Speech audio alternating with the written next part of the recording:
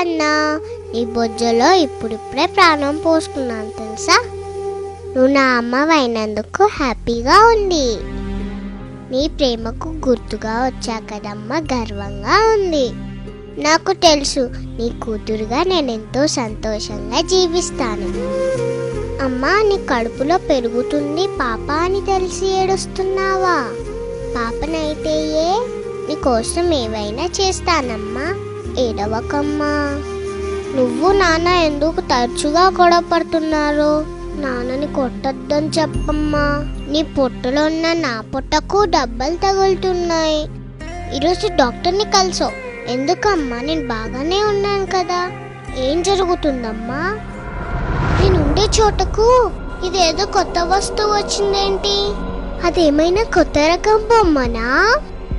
అమ్మా, ఆ బొమ్మ నా వైపు దూసుకొస్తుందమ్మా. అమ్మా, వాళ్ళ నాపమ్మా, అది నా చెయ్యి.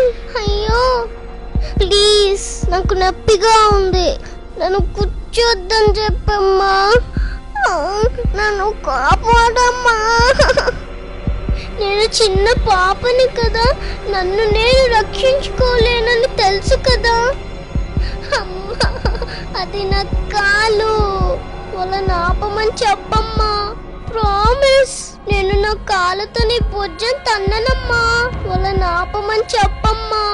వాళ్ళు మనుషులే కదా, నన్ను ఇలా ఎలా చేయగలుగుతున్నారమ్మా? అమ్మా అమ్మా, ఇక నేను రక్షించమ్మా. అమ్మా.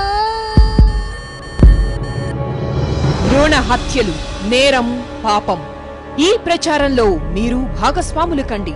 రండి, కలసికట్టుగా భ్రూణ హత్యలు ఆపుదాం.